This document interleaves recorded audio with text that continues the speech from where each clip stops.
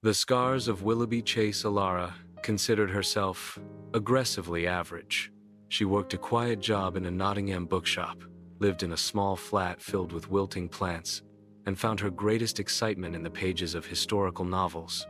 Her weekends were for escaping the city's hum, and that's what had brought her to Willoughby Chase. The sprawling country estate, with its brooding woods and forgotten paths, felt like stepping into one of her books. It was late afternoon, the autumn light turning the world to gold and amber. She was walking a less traveled trail, a narrow track that wound through a dense copse of ancient oaks. The air was still, the silence broken only by the crunch of leaves under her boots. That's when the silence was truly broken. It wasn't a growl she heard first, but a heavy, panting breath from the undergrowth beside her. She froze. Out of the bracken stepped a wolf. It was huge, far larger than any picture had prepared her for. Its fur the color of iron filings and old blood. Its eyes, a piercing, intelligent yellow, were locked on hers. This wasn't a curious animal. This was a confrontation. Panic seized her. She backed away slowly, her heart hammering against her ribs. The wolf mirrored her movement, lowering its head, a low rumble vibrating in its chest. She stumbled on a tree root, her balance failing for a split second. It was all the opening the creature needed. It lunged, not to kill, but to strike. A set of claws, thick and sharp as shards of flint, raked across her forearm. The pain was a searing, white-hot shock. She screamed, scrambling backwards, and the wolf, as if its task was complete, melted back into the shadows of the woods. Clutching her arm, blood welling through the torn fabric of her jacket, she fled. She didn't stop running until the trees gave way to open parkland and the distant silhouette of the great house. In the days that followed, the world began to tilt on its axis. The wound, a set of 4 deep, parallel gashes, should have been a mess. She'd cleaned it clumsily at home, too embarrassed to go to A.E., and explained she'd been attacked by a wolf in Nottinghamshire. But within 2 days, the angry red had faded. By the end of the week, the cuts had closed over, leaving behind 4 faint, silvery scars that seemed to shimmer in the light. It healed unnaturally fast. That was the first change. The others followed, creeping in at the edges of her perception. The scent of her flatmates frying bacon one morning was so overpowering it made her gag. The ticking of the clock in the bookshop became a maddening, percussive beat she couldn't ignore. She could hear conversations from across the street, the soft rustle of a turning page from 3 aisles away. Her senses were sharpening to a painful, razor-like edge. Sleep offered no escape. She dreamt of running, her limbs powerful and tireless, the wind whipping through coarse fur. She dreamt of the scent of damp earth, of the thrill of the hunt, of a moon so bright and full it felt like a second sun. She would wake up, tangled in her sheets, her heart racing, the ghost of a howl caught in her throat.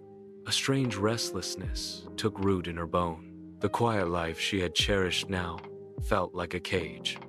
The scent of the city, a mixture of exhaust fumes, stale perfume, and fried food, became a physical assault. She grew irritable, snapping at customers and her flatmate over nothing. She felt a simmering anger just beneath her skin, an unfamiliar, predatory energy that had no outlet. One afternoon, a customer paid with a handful of old silver coins. As her fingers brushed against them, a jolt, like a powerful static shock, shot up her arm. She flinched back, dropping the coins with a clatter.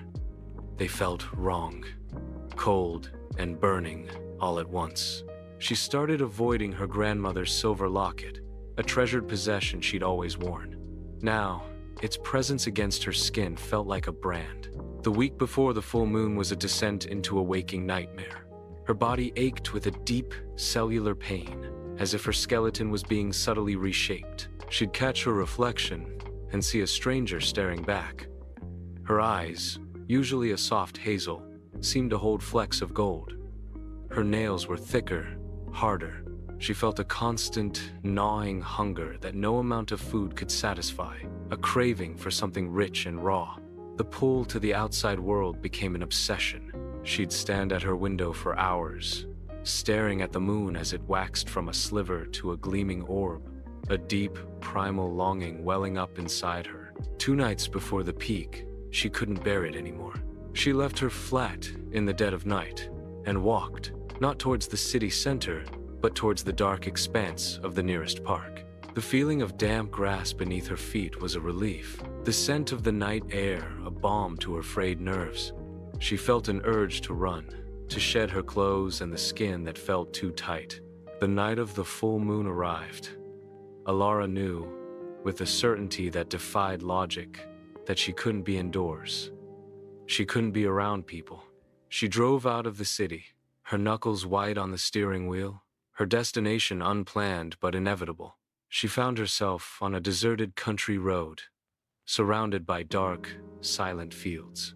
She got out of the car. The moon was a perfect, luminous circle in the black sky, its light so bright it cast sharp, clear shadows. It felt like it was pulling at her, peeling back the layers of her humanity.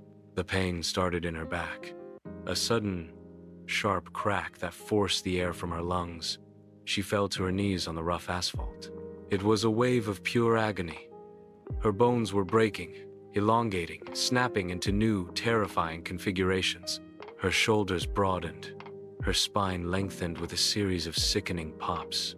She screamed, but the sound that ripped from her throat was deeper, rougher, more guttural than her own. Her skin stretched and tore as coarse, dark hair erupted from every pore. Her face pushed forward, her jaw cracking and reshaping into a muzzle, her teeth sharpening into fangs. Her senses exploded.